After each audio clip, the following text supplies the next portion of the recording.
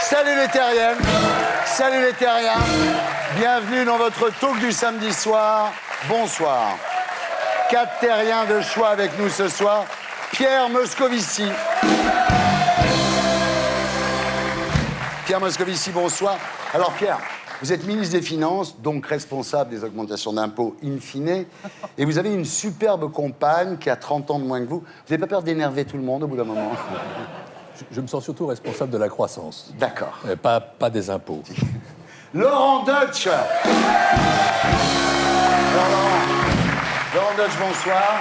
Bonsoir. Vous qui êtes désormais historien, pourriez-vous nous dire à quel moment de l'histoire de France votre barbichette a pu être à la mode? Parce que c'est sûrement pas en ce moment, on est d'accord? Oh, c'est plutôt sous Louis XIII. Ah oui. Éric Nolot.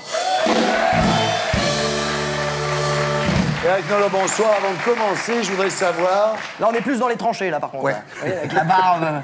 C'est plus le poilu, là, déjà. Je voudrais savoir si vous allez pourrir l'émission en disant ce que vous pensez vraiment des livres de Pierre Moscovici et Laurent Deutsch. Oui, je suis venu uniquement pour ça. D'accord, très bien. Sébastien Tellier.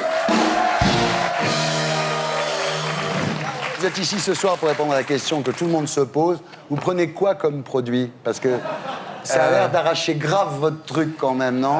Non, mais pas du tout, justement, je suis quelqu'un... Non, franchement, je suis vraiment light. Comparé à d'autres, franchement, c'est rien du tout. En P3, après Le Zapping et Gaspard Proust, nous accueillerons notre invité du samedi 20h. Ce soir, Audrey Chenu, ancienne dealeuse, devenue institutrice à sa sortie de prison. Voilà, nous sommes ensemble jusqu'à 20h25 avec les gréements de fortune.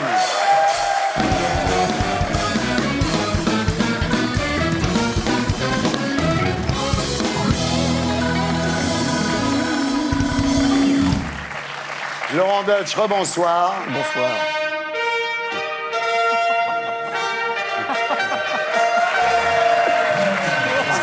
C'est bon comme un son de Sébastien Tellier. Alors Laurent, après le football et la comédie, vous vous êtes découvert une passion pour l'histoire. Vous pouvez en parler des heures. Le problème, c'est que vous le faites. Oui, j'adore ça. Alors, il faut dire que les gens n'y connaissent rien en histoire. Moi, je me souviens d'un assistant qui croyait que la guerre d'Indochine, c'était la séparation des frères Sirkis. C'est plus récent. Alors, après Métronome sur l'histoire de Paris, que vous avez vendu à 2 millions d'exemplaires, vous publiez Hexagone sur l'histoire de France. Alors, je ne sais pas si vous êtes vraiment historien, mais le mec qui a fait la couverture du livre, c'est pas vraiment un infographiste. Hein. Ne vous inquiétez pas, c'est comme Popeye dans Les Bronzés, ça cache pas ce qu'il y a dedans. Ouais. Les 2 millions d'exemplaires pour Métronome, est-ce que tu es au 75%, toi? C'est sur 4 ans, je crois pas que je sois au 75% encore, non. Ouais. Mais je suis déjà à 64%, quelque chose comme quand ça. même, ouais. Mais bon, attendez, moi je dois mon succès à l'histoire de France. Donc honnêtement et sans hypocrisie, je suis redevable de ce pays-là. Donc moi moins qu'un autre, je me dois de partir. Je dois rester et participer à l'effort national. Ce serait pas mal si ce type de réflexion était un peu plus partagé. Oui.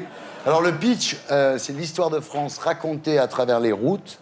26 itinéraires, 26 siècles. C'est vrai qu'après Métronome, je me suis retrouvé orphelin, mais j'ai continué à écrire. Et comme Métronome a été un gros succès, on m'a proposé d'écrire, si je le désirais, la suite. Et effectivement, tout ne s'arrête pas à Paris, même si Paris n'était qu'un prétexte. Je me suis rendu compte que la rue devenait une route et qu'elle allait nous relier jusqu'aux confins du territoire. Donc c'est cette promesse-là que j'ai voulu... Une très bonne idée. Ben, je l'espère. En tout cas, ça m'a fait avancer pendant 4 ans. Tout allait bien pour vous, et là, c'est le drame.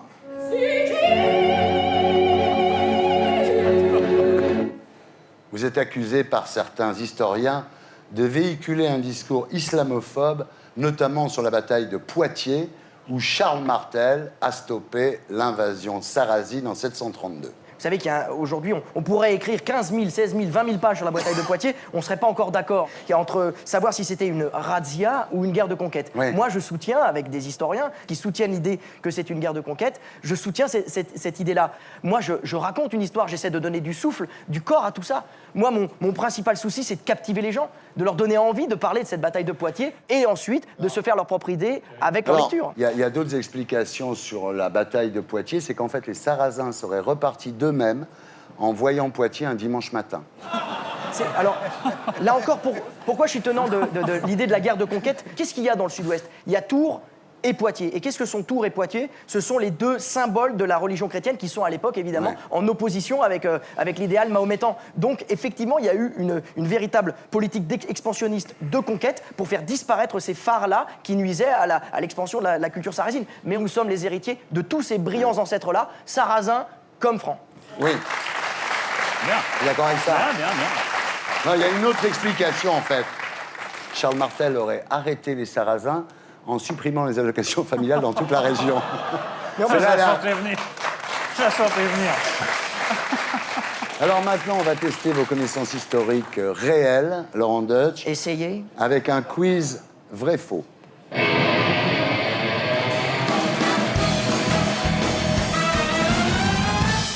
Alors, ils vont répondre eux, et vous, vous allez arbitrer d'une certaine façon, parce que bon. Alors allons-y. Pépin le Bref était appelé comme ça parce qu'il était éjaculateur précoce. Non. Ce sont les Vandales qui ont inventé le vandalisme. Ouais. Je dirais pourquoi pas, moi. Ouais. Ça sonne bien. Ouais. L'étymologie vient de là. L'origine du mot reviendrait aux incursions des Vandales au IVe siècle. Le dauphin de France était surnommé Flipper. Faux. La reine Claude a donné son nom à une prune. Tiens, C'est joli, ce serait bien. bravo. Et vous savez d'où vient la prune d'ailleurs? Ça a été ramené des croisades au XIIe siècle par, comment il s'appelait, Louis VII. Ah ouais. Une croisade perdue avec Aliénor d'Aquitaine. Et on a quand même ramené les prunes de cette croisade perdue. Donc finalement, la croisade n'a pas compté pour des prunes. Laurent, L'expression vient de là. Laurent, les gens vous invitent à dîner, j'imagine. Plus maintenant. Ah bon? Non, on n'a pas le temps de commencer l'entrée. Attention, on se concentre. Le général Boulanger lançait des pains de 3 kilos sur ses ennemis. C'est pas possible. Mais il s'est suicidé sur la tombe de sa maîtresse. C'est vrai, en Belgique. L'autre prénom de Louis XVI était Dieudonné. Ben, c'est possible. Ouais, C'est ça possible, c'est sonne même pas vrai. trop C'est faux. même vrai, C'est hein, vrai, c'est vrai. c'est ouais. vrai. Se soumettre ou se démettre était la devise du club gay dans lequel traînait souvent Gambetta.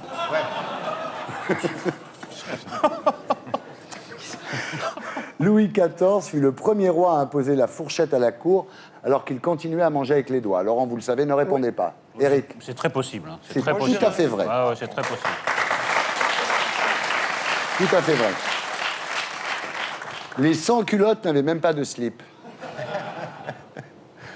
C'est Possible, ouais, ça doit être vrai. Enfin, je veux dire quoi, comment laver ces trucs et tout. En tout cas, il n'y avait pas de collant ni de bas de cour. Ils avaient Voilà. ce qu'on appelait l'ancêtre de la braie gauloise, des Voilà. espèces de pantalons comme ça. Et donc, s'y ils connais n'avaient à pas de mort. culotte. Non, mais c'est. Non, il se baladait pas cul nu, c'est ça. Et vous savez d'où vient Excuse-moi, Eric, je te coupe. Non, mais l'expression sans culotte, Non. c'est aussi parce que c'était dans un cabaret qui est encore visible dans Paris, avec l'enseigne d'un truc grec. Donc, il n'a pas de culotte, il est à poil. Et c'est là où se réunissaient pas mal de clubs pendant la Révolution. Et l'origine du mot sans culotte vient de cette enseigne-là où ils disaient on se donne rendez-vous aux sans culottes. Et ça a donné un groupe qui était les sans culottes. Ah. Et En on fait, dit ils que avaient des l'étymologie culottes. remonte à ça. Alors, Marie-Antoinette a marché sur le pied de son bourreau et s'est excusée aussitôt.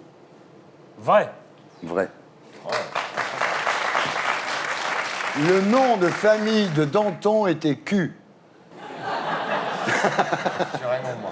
Mais- Le 14 juillet 1789, sur son journal où il relatait ce qui s'était passé dans la journée, le roi a écrit Rien. « Bravo ».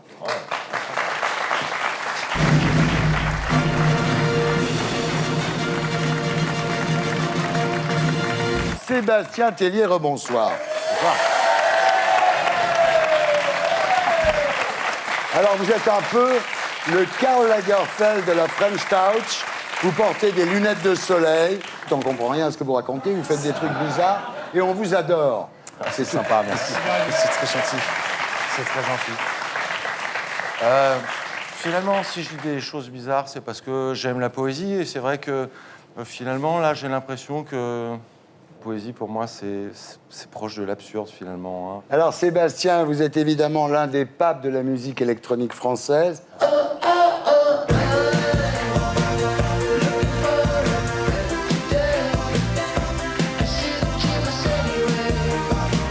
Alors, vous dites, je compose des chansons à la fois profondes et superficielles, c'est exactement ça. J'ai toujours été obsédé par je veux dire, les opposés, les paradoxes.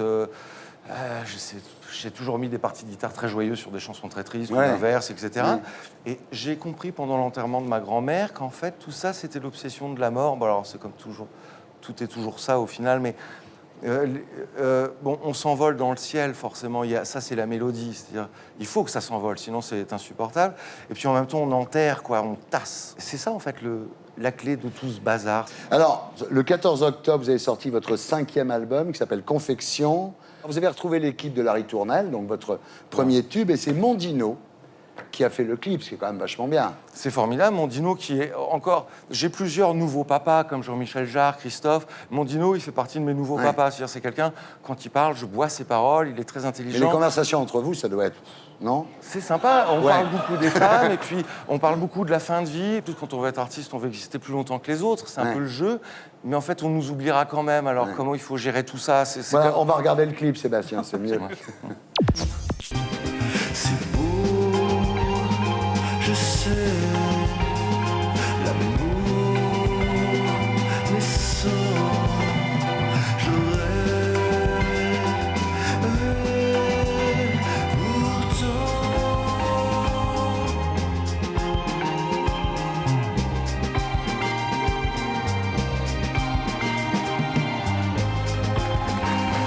Voilà Sébastien Tellier, L'amour naissant, extrait de Confection, son dernier album, voilà.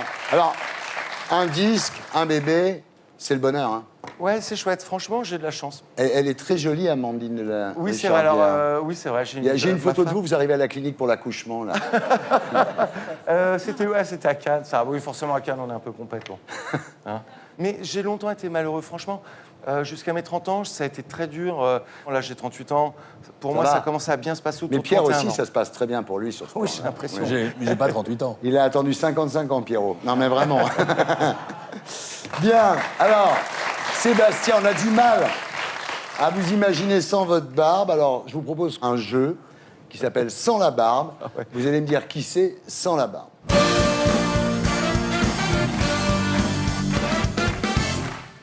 Attention, qui est-ce? Alors là, Franchement, je vois pas. Pierre? je vois pas. Ah, Chabal. Ouais. Bravo. Comment t'as trouvé? La bouche. Ah, ça, c'est incroyable, dis donc. On continue, ça. Spielberg. Oui, comment tu... Incroyable. Incroyable. Ouais, dis donc, là, t'es fort, hein. Ouais, vraiment. Merci. On continue. Attention. Ouais, Oh là. Et c'est un barbu connu. Enfin, je- ouais, très connu. C'est un Français, un Américain? C'est un Cubain. Fidel Castro. Castro? Bah oui. Un peu facile. Ah ouais, oui, si. Introuvable. Et le suivant aussi est introuvable. C'est un Argentin. Che Guevara. Bravo. En fait, Pierre sait que Che Guevara était argentin. Bah oui. Pas cubain. Après, Oui, oui. C'est abominable, enfin. Ah oui, c'est encore pire comme ça. réponse, On dirait Adolf Hitler. sans Oui, doute. c'est vrai. attention. Ah, c'est moi. Ah, c'est moi. Il aurait suffi de prendre... Je suis le sosie de Steffi Graf. La réalité, c'est quand j'ai pas ma barbe, Steffi Graf, Eh. bah c'est moi. T'es comme Bec BD, toi, il vaut mieux que t'aies une barbe. Hein.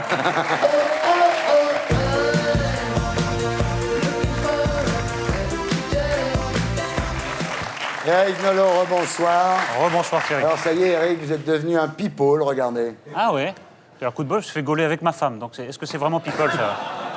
Alors on vous invite maintenant aux soirées, aux matchs, aux festivals. Le seul problème, c'est que vous êtes obligé de prendre de la drogue et de faire la bise à Nikos Aliagas. Ça, c'est emmerdant. Bah, c'est pas la même accoutumance. Voilà. Il y a un truc auquel on s'habitue plus qu'à l'autre. Alors c'est le triomphe de Nolo.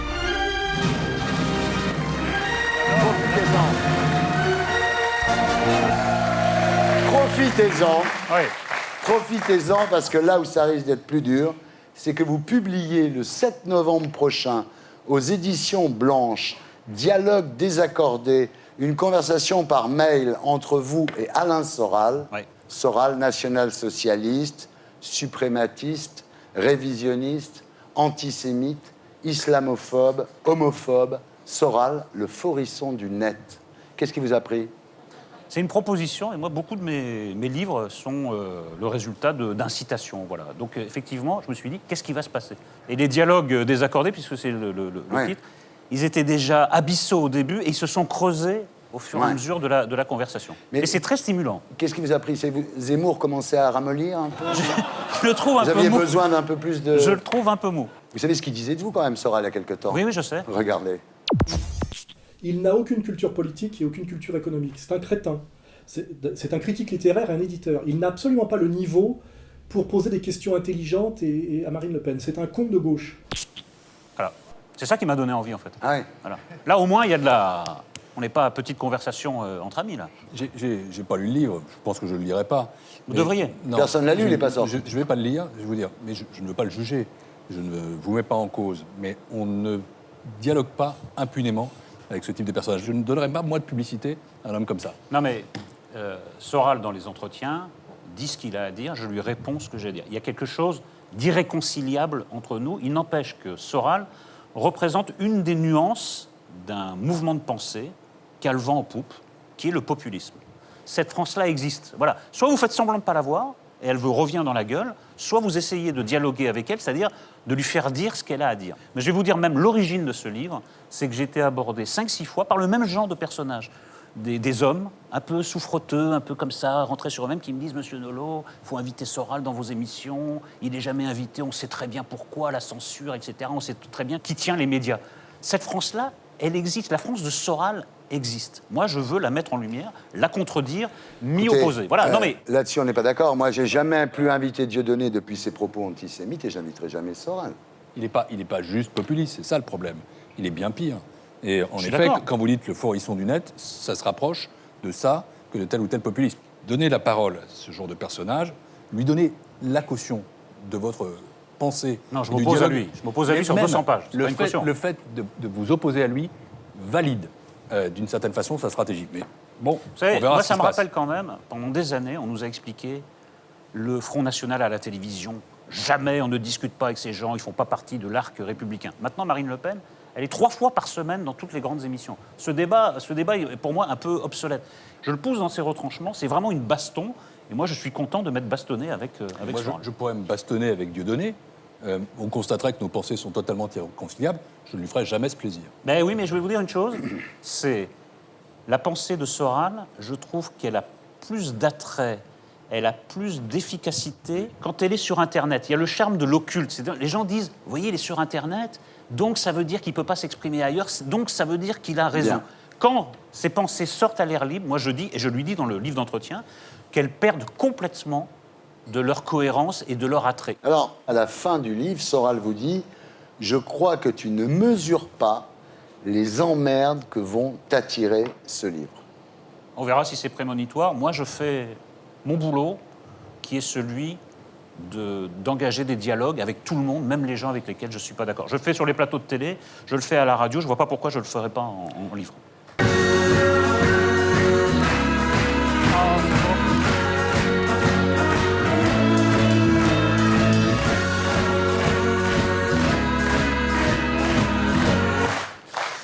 Pierre Moscovici, rebonsoir. Bonsoir. Alors, vous êtes ici ce soir pour un livre intitulé In Bed with Marie-Charline, qui est là. Non, c'est pas le titre donné par l'éditeur, non. Ah bon? Non. Moi, j'adore Non, ce c'est bizarre. titre. C'est pas la couverture non plus. Ah bon? Vous nous racontez votre compagne, Marie-Charline Paco, un livre illustré de magnifiques photos, d'ailleurs. Voilà. C'est marrant, c'est pas le même livre. Ne répondez pas, Pierre. Ne tombez pas. C'est vraiment le livre que tout le monde attendait, Pierre. C'est pas un livre d'économie dont personne n'a rien à faire. C'est un livre important. Alors, ça fait 3 ans que vous êtes ensemble. 3 ans à rentrer le ventre, c'est pas trop long, non? Franchement, je suis pas là pour parler de Marie-Charline. Non, mais arrêtez, Pierre, on s'en fout. Enfin, on fait ça 5 minutes, c'est pas 5 grave. minutes, si vous voulez. C'est vrai que vous l'avez séduite en lui disant que vous connaissiez Benoît Hamon. Ça me Non, fait c'est marrer, pas, ça, c'est pas quand sa même. tendance politique. Bien, non, mais sérieusement, elle a 25 ans, elle est magnifique, elle est fille d'ouvriers du pays de Montbéliard, elle est chercheuse en philosophie. C'est l'épouse idéale, Pierre. Pierre, cette fois, faut craquer.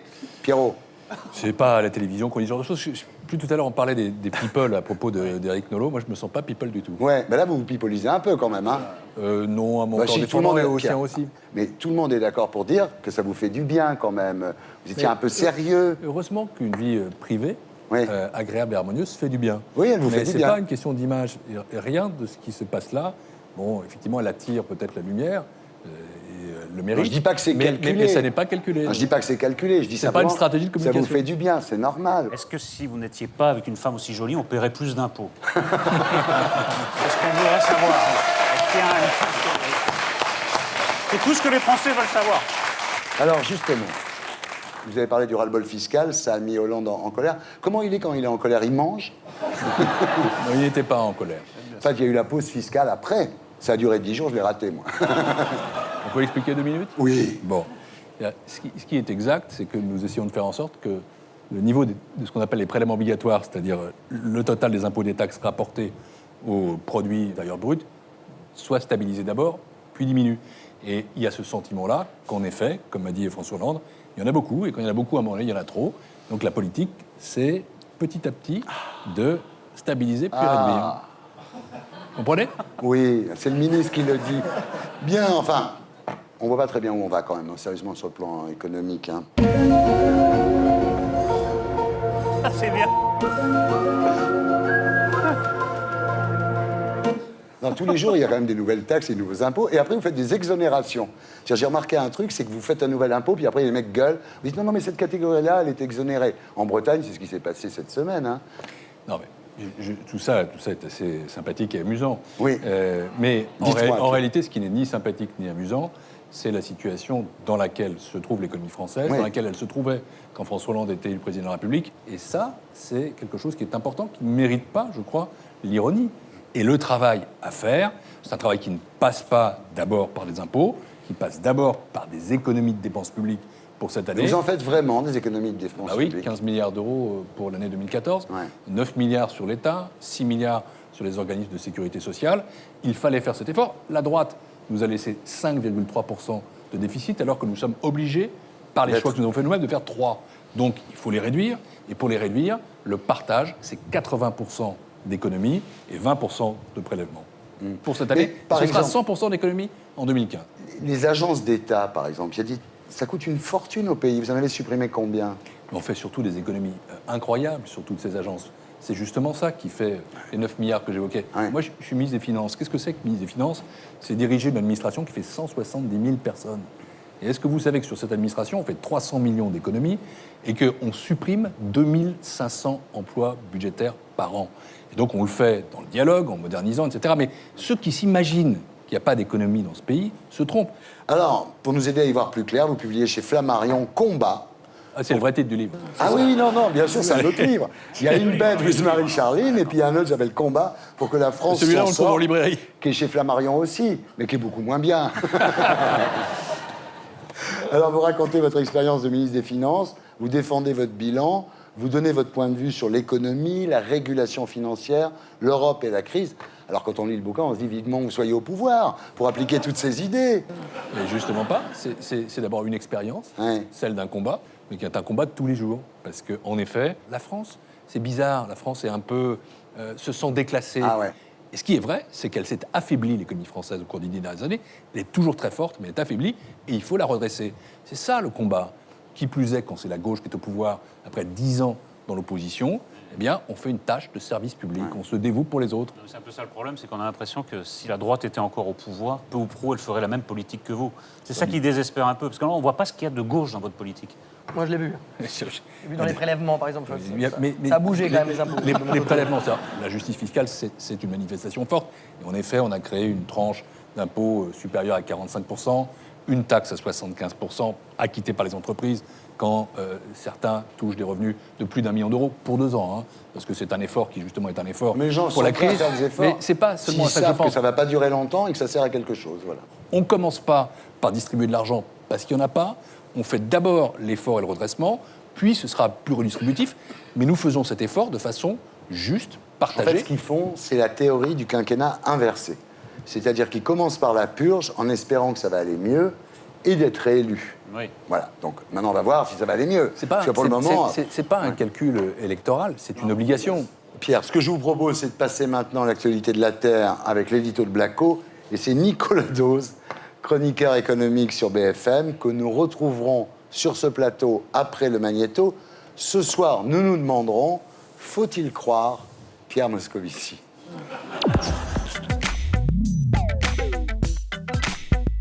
Faut-il croire notre ministre de l'économie, Pierre Moscovici? Depuis quelques mois, dès qu'on lui tend le micro, il nous chante toujours le même refrain. La crise est finie, la crise est finie, nous vivons dans l'âge d'or. Le problème, c'est que sa rengaine n'a pas vraiment de succès. Seuls 15% des Français jugent que la situation économique s'améliore. Vu que les Français sont les champions du monde du pessimisme, pas facile de leur faire croire au lendemain qu'ils chantent. Nous nageons dans le bonheur. Pourtant, les chiffres sont là. Pour le dernier trimestre 2013, l'INSEE prévoit une légère hausse de la croissance, une légère hausse de la consommation et même une légère hausse des investissements. Finalement, le seul truc qui risque de baisser un peu, c'est le chômage. La reprise, c'est maintenant. En voilà des nouvelles qu'elles sont bonnes. Sauf qu'en France, personne n'y croit. Alors, pour guérir le pays de son pessimisme incurable, le docteur Hollande a donc choisi la méthode Coué. La crise est finie. À force de répéter que la France va de mieux en mieux, eh ben, il espère qu'on finira par le croire. Vos paupières sont lourdes pour reprenez confiance en l'avenir. La croissance repart de peu belle et surtout, le chômage recule. Malheureusement, les talents d'hypnotiseurs de Hollande ou de Moscovici ont leurs limites. Il suffit d'allumer la télé pour constater que tous les Français ne voient pas l'avenir en rose. Hollande promet d'inverser la courbe du chômage, Nous sommes en train de vous en sortir. mais sa voie est couverte par les salariés des abattoirs GAD qui manifestent pour garder leur emploi. Vous n'avez rien fait! Moscovici prétend être le ministre des entreprises, mais les patrons lui ont décerné un carton jaune pour sanctionner sa politique. Comment le président pourrait redonner confiance aux Français Il y a quelque chose qui se passe dans l'économie. quand seulement 25% d'entre nous lui font encore confiance? Cela dit, Hollande s'est déjà sorti de situations plus compliquées. Souvenez-vous, en novembre 2010, un sondage du JDD lui donnait 3% de chance de devenir président de la République. Et ben, 1 an et demi plus tard, il entrait à l'Élysée. Alors, pas étonnant que notre président fasse confiance à sa bonne étoile. Il va pas fanfaronner. Voilà, c'était l'édito de Blacko, mise en image de Julien Grappe. Nicolas Dose, bonsoir. Bonsoir. Vous êtes chroniqueur économique sur BFM TV. On peut vous écouter, je vous écoute, tous les matins, du lundi au vendredi. Bienvenue parmi nous. Merci. Alors, faut-il croire Pierre Moscovici? Absolument, il faut croire Pierre Moscovici. Ah bon? C'est vrai, tous les pays d'Europe sortent de la récession, c'est une vraie bonne nouvelle. On a tellement de nouvelles pourries et que quand il y en a une bonne, il faut vraiment insister. Tous les matins, mon objectif est de trouver une bonne nouvelle. La récession s'achève, le chômage décroît un petit peu, le chômage des jeunes s'améliore un peu, l'investissement est dans le rouge, mais il repart un peu, la consommation se maintient et on a un effet de reprise.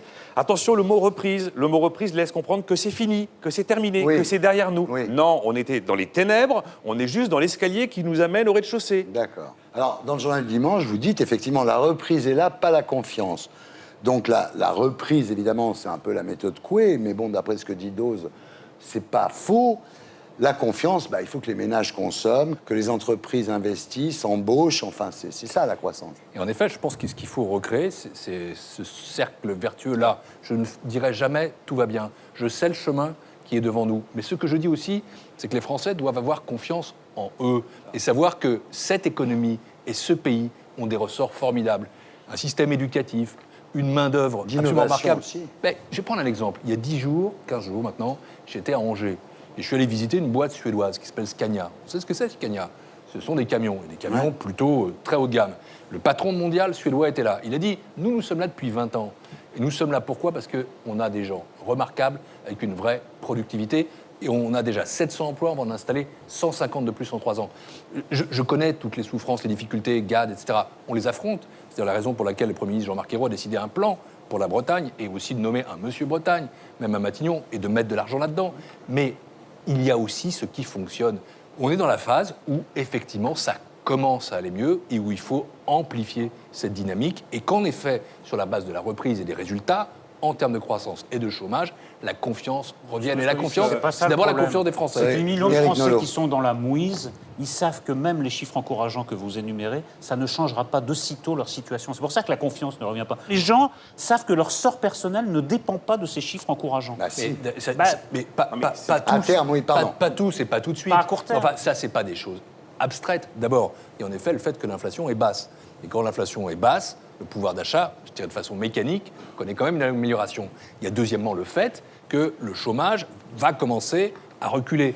Il y a aussi une politique volontariste de la part du gouvernement de créer des emplois jeunes, des emplois d'avenir. Les emplois jeunes, mais excusez-moi, parce que franchement, c'est quoi c'est des métiers subventionnés par l'État, c'est même pas des vrais métiers. Vous savez, Thierry Ardisson, quand on est dans une situation où il y a des publics, comme on dit, ou des catégories, notamment les jeunes qui sont éloignés de l'emploi, des jeunes qui ne sont pas qualifiés, qui sont dans la guigne, je me dis qu'on les aide. Nicolas. Sortez de vos réflexes. Sortez de vos réflexes. Sortez des éléments de langage validés dans les média training.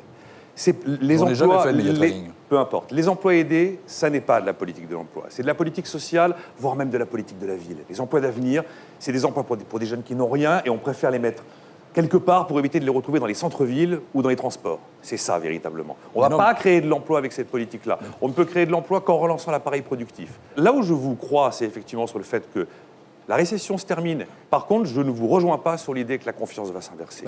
D'abord, première chose, moi, je réfute totalement l'idée que ce serait un traitement purement social pour permettre à des jeunes de sortir de la rue ou des transports en commun.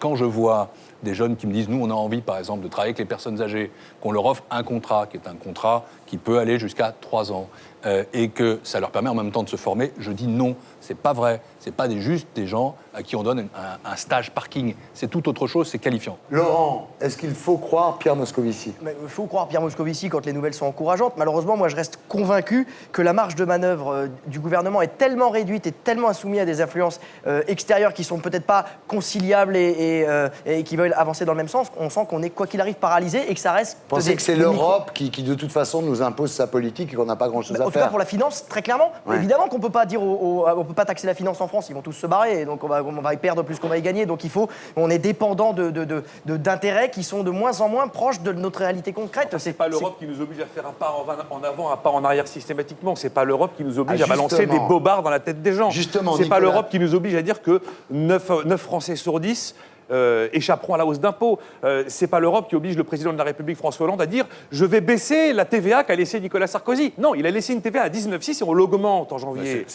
C'est pas l'Europe qui nous oblige à faire ça. C'est pas l'Europe qui nous oblige à dire qu'on baisse les dépenses publiques alors qu'on fait juste que réduire la progression des dépenses publiques. C'est pas l'Europe qui nous oblige à dire qu'on augmente les impôts des ménages que de 3 milliards d'euros alors qu'on les augmente de 10 milliards d'euros, la même hausse que celle qui a été subie en 2013. Il y a un moment, il faut avoir un peu de cohérence et un peu d'honnêteté dans ses propos. C'est ça qui vous choque. C'est le manque de cohérence. C'est l'imprévisibilité. Écoutez, je vais vous raconter une anecdote vraie. Ça fait 10 jours que j'évite de parler des choix économiques du gouvernement. Parce que le gouvernement est devenu une ambulance. Et que les ambulances, on ne tire pas dessus. Et que c'est le concours l'épine de l'amateurisme et de l'improvisation. Et que ce sont les guignols de l'info avant les marionnettes du soir. Enfin, la séquence qu'on a vécue sur on va retirer les taxes qui pèsent sur le chiffre d'affaires et en même temps on baissera l'impôt sur les sociétés. Finalement, on va en laisser une taxe sur le chiffre d'affaires. Et puis finalement, on va accroître l'excédent brut d'exploitation qui intervient avant les amortissements, avant l'investissement. Mince, on va pénaliser l'investissement. Alors on va taxer l'excédent net d'exploitation. Mince, l'excédent net d'exploitation est une ligne comptable qui n'existe pas dans un compte d'exploitation. Alors on va augmenter l'impôt sur les sociétés et on va le monter à 38% alors que nos principaux concurrents, sont nos voisins. Il nous l'a fait ici. Mais c'est très bien. Je veux dire, Nicolas Dose s'écoute parler, il s'aime beaucoup en effet, et ça donne un sketch. Non, ce que vous dites, c'est un sketch, parce que la réalité, c'est qu'il y a un cap et qu'il y a une cohérence. Et si on n'est pas capable dans ce pays de sortir de cette logique d'invective, qui est la vôtre, ou de la logique de surenchère, qui est celle d'un certain patronat, eh bien, on n'y arrivera pas. Il faut des compromis progressifs. Et je dis, moi, que nous sommes en train de faire en sorte que dans ce pays, on puisse investir pour la croissance et pour l'emploi. Et je voudrais que M. Dose adopte aussi, comme d'autres, une approche plus positive. Mais je suis en train de préparer une chronique qui est consacrée à tout ce que ce gouvernement fait mieux que le précédent. Voilà. Voilà. Sébastien Tellier, le mot de la fin, je crois que vraiment, après un débat un petit peu technique. C'est un petit peu technique, mais c'est vrai que personnellement, je préfère vivre dans un rêve agréable qu'une réalité atroce. Hein. Donc, Ouais. bah, pourquoi pas, quoi. Vous êtes pour la calinothérapie, un peu comme le gouvernement finalement. Face aux Ouais, je réformes trouve pas ça profondes, si débile, vous préférez franchement. la calinothérapie Ça finalement. va, c'est cool, ça va aller. C'est ça, oui. On est ça. comme des enfants. Donc ce que vous dites, c'est Hollande On a et envie d'entendre, Moscovici, ça va aller, ça ils va sont dans aller. l'Alliance bleue, quoi. Voilà, ça va aller. C'est ça qu'on va entendre. On est des bébés. On disait plutôt l'Alliance Rose avant. Merci Nicolas d'avoir été avec nous. Pierre, merci d'avoir été avec nous. Et nous accueillons notre invité du samedi 20h ce soir, Audrey Chenu. Bonsoir. Alors Audrey, la prison est-elle l'école du crime et de la récidive, comme le dit la gauche, ou bien la prison est-elle la seule punition susceptible de dissuader les délinquants de recommencer, comme le soutient la droite? Vous êtes bien placé pour en parler. À l'adolescence, alors que vos profs vous voyaient intégrer HEC, vous écouliez 100 kilos de cannabis par semaine. Et puis vous êtes tombé. Et là, après la prison, vous êtes devenue institutrice. Cette histoire, vous la racontez dans un livre intitulé Girl Fight, publié aux Presses de la Cité et à 20h dans Salut les Terriens. Et j'accueille maintenant Gaspard Proust pour Elle est pas belle la vie.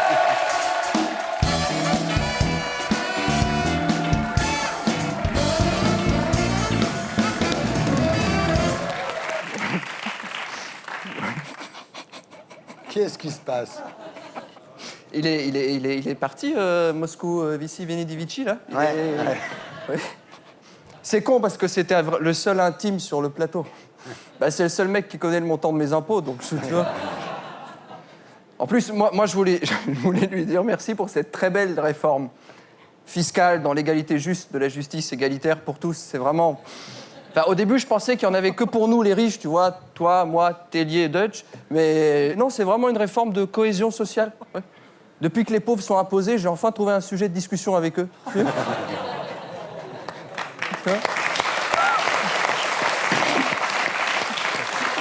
Non, mais vraiment, grâce à Moscovici, un riche peut enfin se plaindre des impôts avec un pauvre. C'est que maintenant, moi, je vais au supermarché, tu vois, je vois un retraité comme ça qui se plaint. Oh là là, c'est la première année que je dois payer des impôts. Et moi, je fais, ah ouais, c'est vrai, c'est dur. Et puis, il me dit, oui, en plus, je vais pas arriver à payer l'EDF. Moi, je fais semblant de comprendre ce que c'est que l'EDF parce que, tu vois, j'ai un comptable qui fait ça, je suis pas au courant. Ça doit être une niche fiscale, je sais pas, un truc. Alors, d'ailleurs, je me demandais, il y a eu des réformes des retraites, là, il y a eu la création d'un compte pénibilité. Ouais. Est-ce que ça va concerner les malheureux qui doivent commenter une actualité qui n'a aucun intérêt? Non. Non, parce que pour nous, là, les mineurs du PAF, c'est dur, là. C'est pas tous les jours le 11 septembre. Moi, là, Non, mais j'ai un travail très pénible, hein. Figurez-vous que pour faire cette chronique, je suis parfois obligé de lire Marianne ou Libé. Non. Lire Marianne, c'est un peu comme écouter du Zaz, quoi. Tu vois, au bout de 3 mesures, t'as envie de tondre un punk à chien, quoi, tu vois.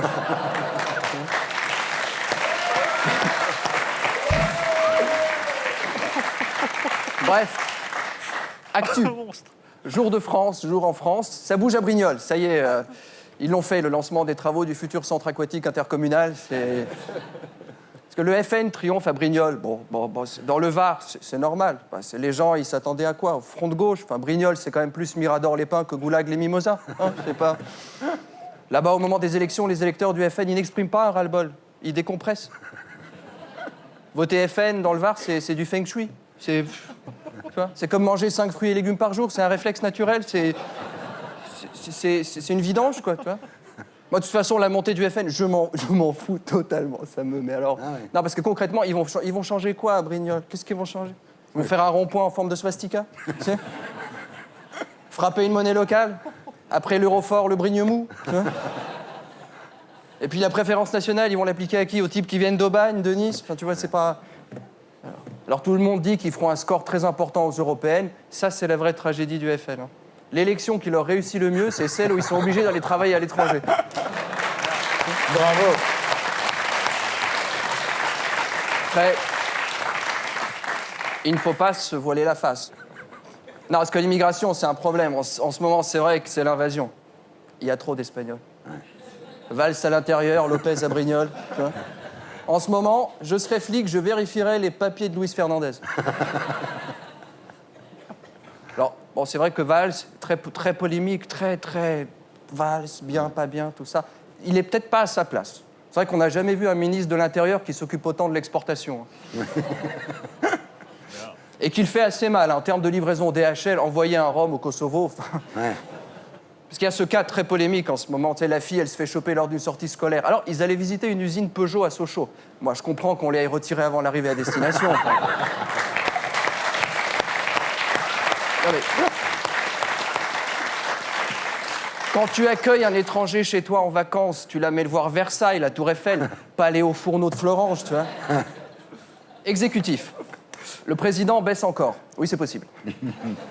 Il a beau être contre les gaz de schiste et la fracturation hydraulique, au niveau popularité, il a inventé la fracturation sondagière. Oui. Oui. C'est vrai. Oui. Il existe le trou noir de l'IFOP. C'est le... Héros baisse aussi, mais moins. Après, par rapport à Héros, la vraie question, c'est est-ce que les gens qui ont été sondés savent vraiment de qui on leur a parlé? Bon, sport. Alors, vous avez vu cette série de victoires de l'équipe de France. Ils ont battu la Biélorussie 4-2, l'Australie 6-0, la Finlande 3-0. C'est révélateur.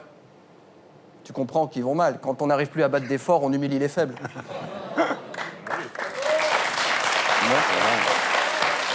Non, mais... C'est vrai, alors, c'est vrai que les adversaires de la France ne sont pas terribles en ce moment, mais bon, il ne faut pas oublier qu'avant de pénétrer la Russie, l'Allemagne s'est chauffée en Pologne, quoi. Non? Historiquement, c'est injuste. Non, parce que ça s'écoute. Non, si, c'est une interprétation. C'est pas faux. Après, ils ont fait un sondage chez nos chers compatriotes. Les joueurs de l'équipe de France seraient trop payés, individualistes et grossiers. Excusez-les d'avoir réussi. Bon.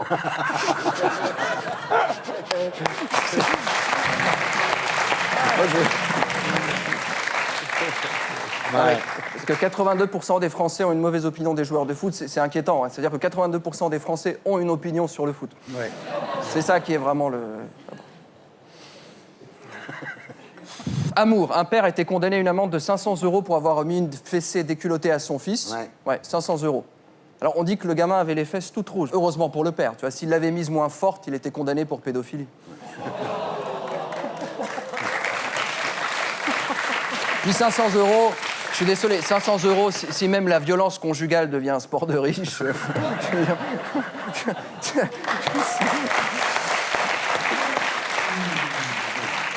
Alors, peut-être terminer par une bonne nouvelle, parce que, oui, là, bien sûr, évidemment, en Iran, un père pourra épouser sa fille adoptive. Voilà, après Paris, Barcelone et Rome, on connaît le prochain endroit où va tourner Woody Allen. Alors, pas belle la vie? C'était Gaspard Proust. Je vous retrouverai ici la semaine prochaine. Et d'ici là, demain à 15h sur Canal+, et bien sûr sur canalplus.fr. Terrien. Vous pouvez suivre l'actu de l'émission et réagir sur Twitter via le compte Les Terriens et le hashtag SLT. On passe maintenant à notre invité du samedi 20h.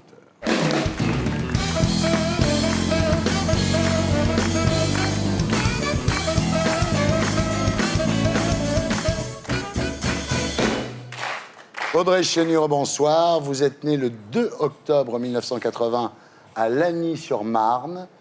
Votre père bosse à la poste et votre mère est serveuse dans un flunch. Il y a 3 autres enfants dans la famille.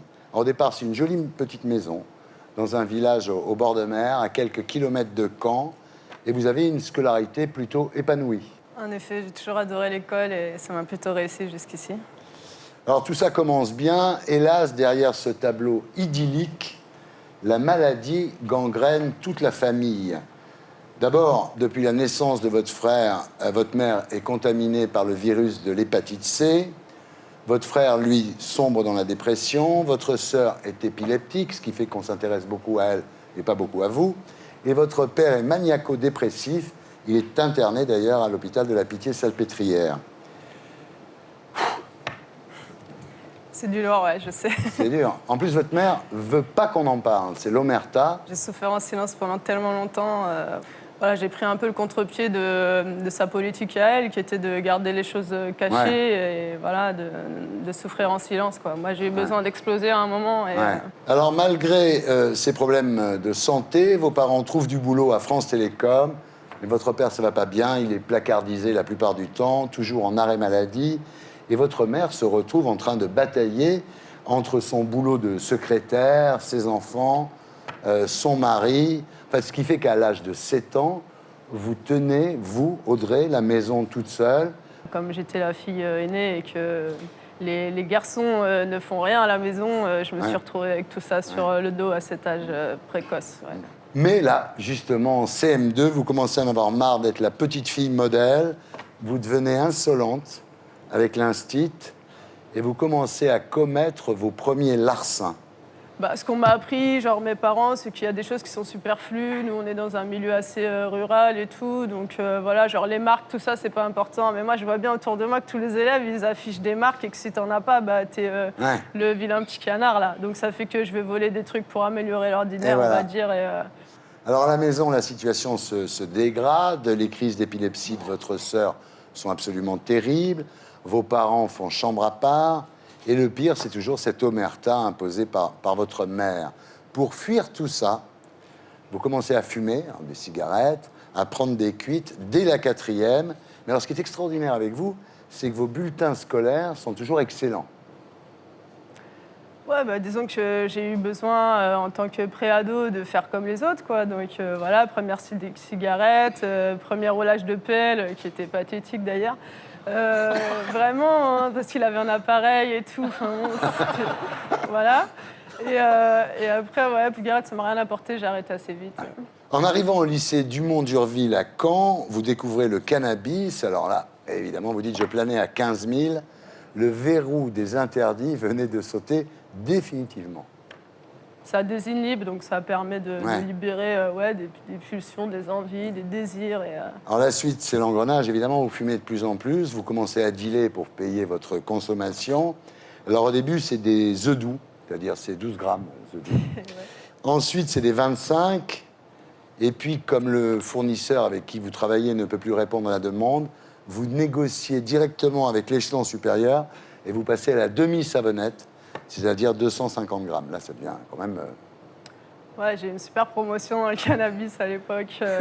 Et voilà, j'ai commencé à dealer de plus en plus et à me défoncer aussi. Parce que... Vous défoncez beaucoup parce que vous fumez le matin avant d'aller au lycée, vous fumez à la récré, vous fumez pendant les changements de cours et des fois, pendant le cours, vous demandez d'aller aux toilettes pour aller prendre une douille dans les chiottes, quoi.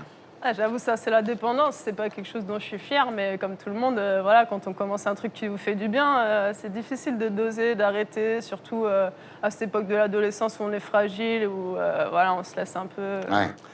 Alors, votre business fonctionne bien. À 17 ans, vous avez votre chambre en ville, une clientèle fidèle, et vous commencez à gagner pas mal de pognon. Et un jour, vous faites casser, une porte défoncée, vous faites piquer votre argent et votre shit, et c'est pour vous refaire, parce que vous n'avez plus rien, que vous transformez votre petit commerce en plaque tournante régionale d'un trafic international. Là, vous vendez jusqu'à 100 kilos par semaine à ce moment-là.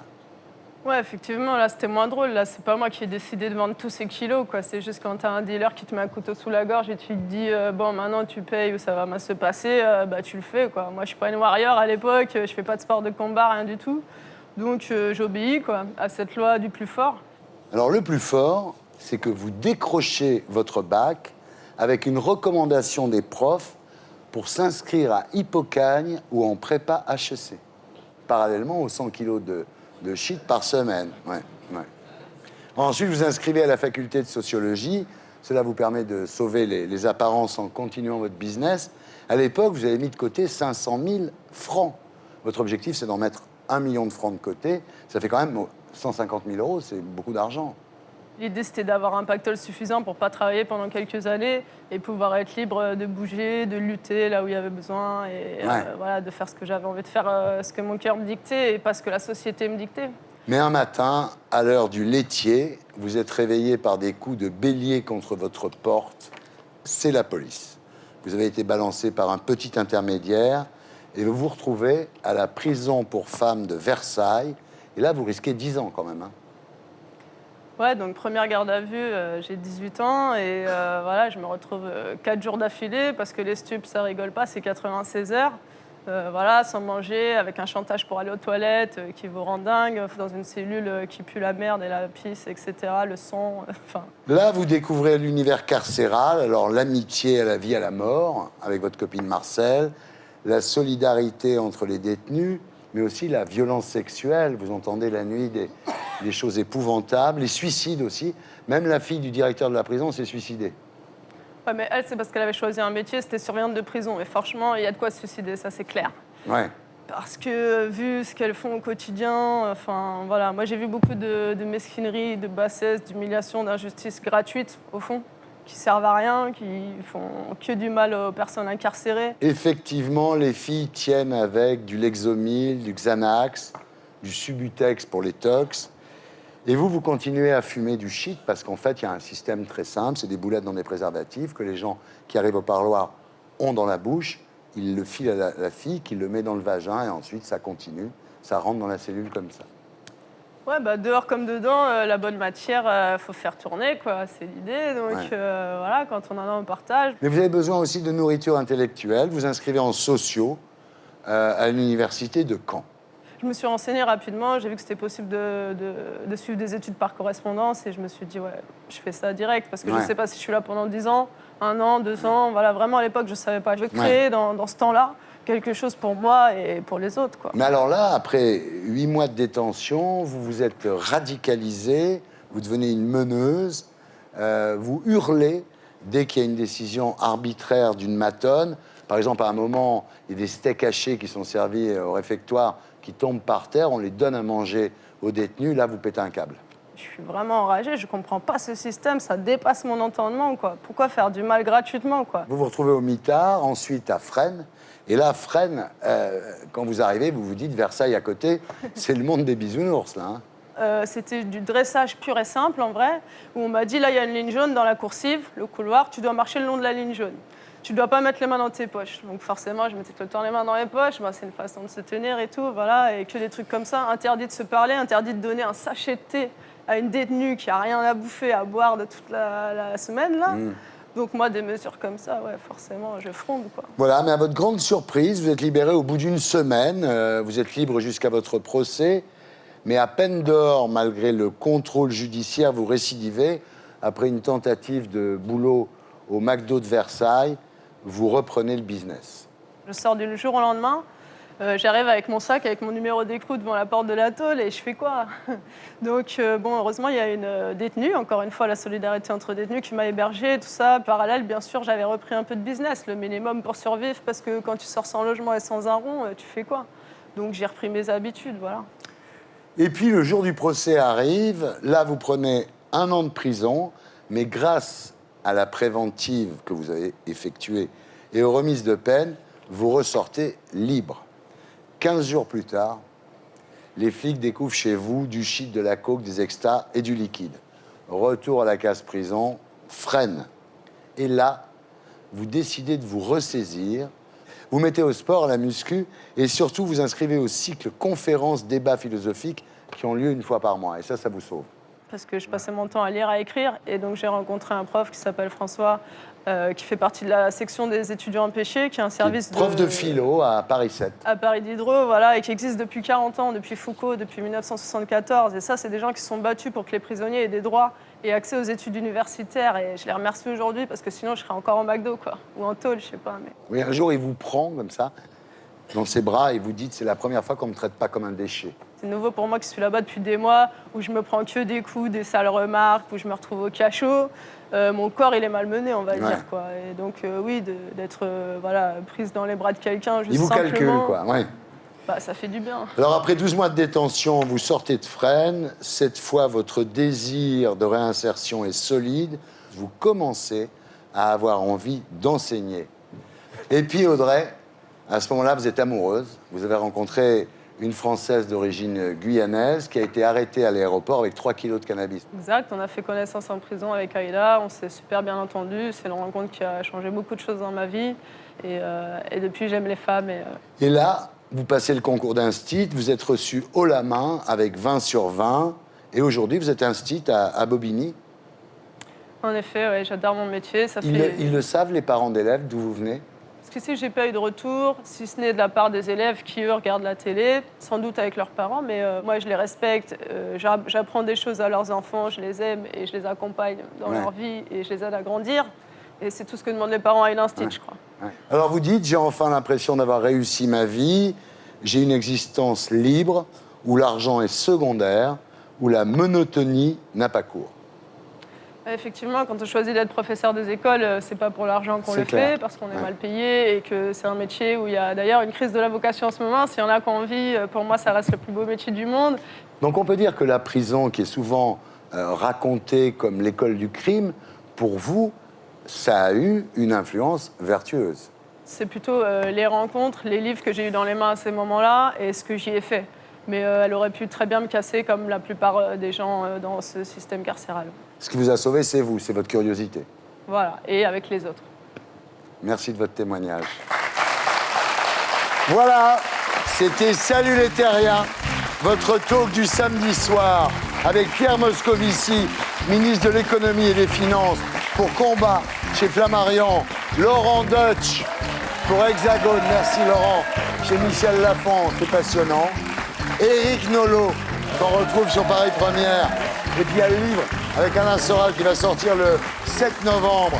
Dialogue désaccordé chez Blanche et Hugo et compagnie, donc bientôt en librairie.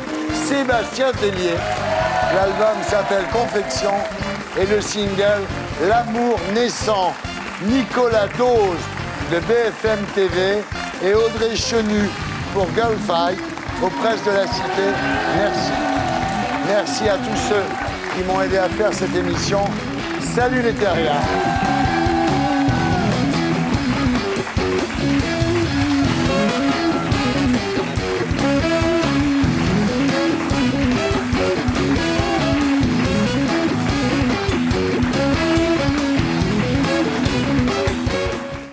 Et pour être sûr de ne rien rater de Inarditube, abonnez-vous et mettez un pouce bleu.